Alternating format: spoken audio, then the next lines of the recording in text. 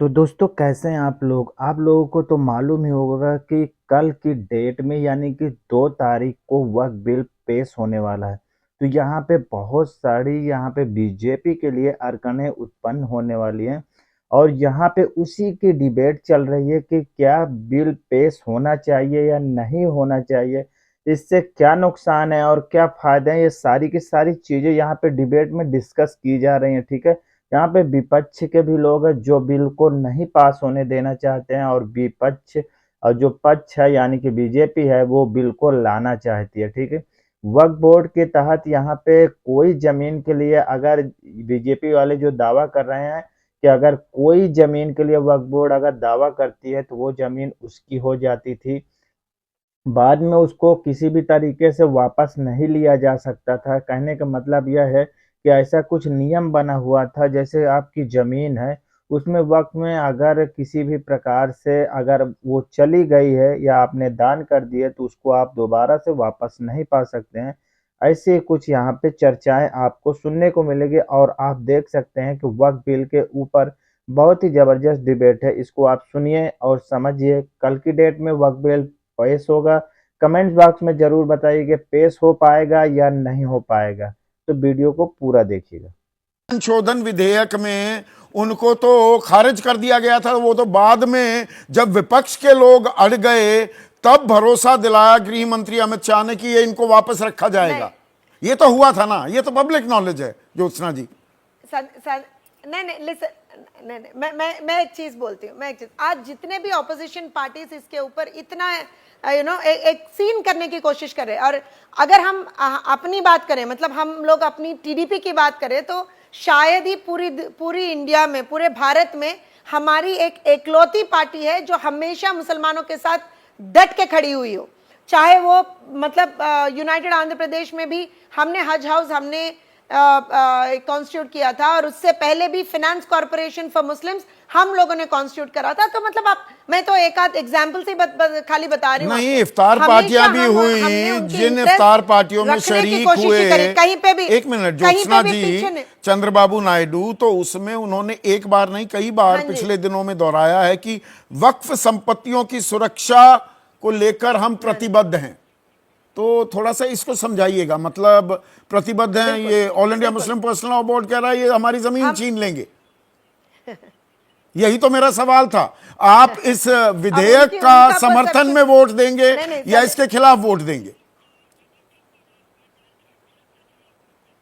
मैं फिर वही बात बोल रही हूं संदीप जी, अगर किसी भी चीज मुसलमानों के इंटरेस्ट के खिलाफ है तो हम उसके ऊपर अपना आवाज उठाएंगे। अगर कोई भी चीज उनके इंटरेस्ट के खिलाफ नहीं है तो बिल्कुल उसमें तो ये फिर सीधा सवाल देखिए, मेरे तो कार्यक्रम का ही नाम है तो नहीं मगर कोई हम गोल तो इधर उधर की ना बात कर। एक मिनट ज्योत्सना, अच्छा संदीप जी मेरी बात कंप्लीट करने दीजिए। करिए संदीप जी मेरी बात कंप्लीट करने दीजिए। मैं ये बोल रही थी, आप मेरे मुंह से वर्ड्स न छीनिए प्लीज, बिल्कुल। और एक चीज मैं ये बोलना चाह रही थी, अगर कुछ ऐसा है तो बिल्कुल हम अपनी आवाज उठाएंगे, मगर कोई भी पार्टी खाली अपनी राजनीति गेन के लिए, मुनाफे के लिए अगर मुसलमानों को खड़ा करके वहां पे उनका ये नाजायज एक एडवांटेज लेना चाह रहे हैं तो हम तो उनके साथ नहीं है। कौन ले रहा है एडवांटेज? कौन एडवांटेज ले रहा है? मतलब कांग्रेस ले रही है, पर आपने दो चीजें हैं बीच में, फिर मेरी बात को थोड़ा शिफ्टिंग द गोल पोस्ट की कोशिश जो आप कर रहे हैं। अगर मगर की बात नहीं भाई, सीधा बता दीजिए। सीधा सवाल है मेरे कार्यक्रम का नाम, सुनिए ना। अरे सीधा सवाल पूछने तो दीजिए ज्योत्सना जी, सुनिए तो। बोले ये वक्फ संशोधन विधेयक मुसलमानों के हित में है या नहीं है? हाँ या ना, सीधा सा सवाल है। हमने उसमें थोड़े मॉडिफिकेशंस रखे हैं, उसके हिसाब से हम उसके ऊपर आंसर देंगे। मॉडिफिकेशंस रखे हैं तो final bill, we are awaiting the final bill ना Sandeep ji, we have to do that. हमें तो देखना पड़ेगा कि हमने जो मॉडिफिकेशंस दिए उसमें एक्सेप्ट हुए नहीं हुए, क्या और हुआ, वो नहीं हुए, वो इनकॉर्पोरेट नहीं होते तो आप बिल के विरोध में वोट करेंगे?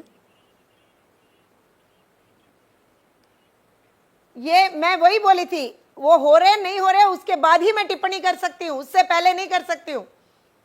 तो मतलब की तरह ग्रिल ना करें संदीप जी। नहीं ये तो देखिए, मैंने भाई मैं पत्रकार हूँ, उनके इंटरेस्ट मैं ना काहू से दोस्ती ना काहू से बैर। अभी आपकी बारी, अभी वो इसी तरह के सवाल पूछूंगा सुरेंद्र राजपूत से भी, आशुतोष वर्मा से भी।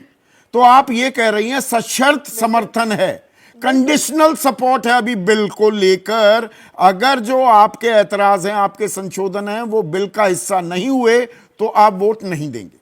या मैं गलत तो नहीं समझ रहा हूं?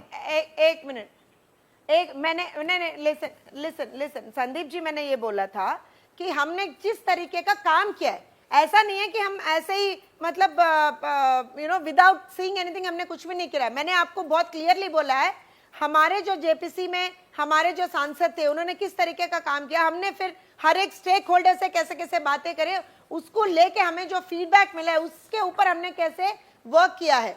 तो ऑब्वियसली हम भी एक पार्ट है एनडीए में। आप ऐसे क्यों समझ रहे हो कि हमारे मॉडिफिकेशन ले ही नहीं जाएंगे? नहीं मैं पूछ सकती हूँ आपसे? बिल्कुल पूछ सकती हैं, तो क्यों नहीं? ये कोई तो 2 तारीख को खुलासा हो जाएगा, मतलब अभी सशर्त समर्थन है और आपकी मंशा पर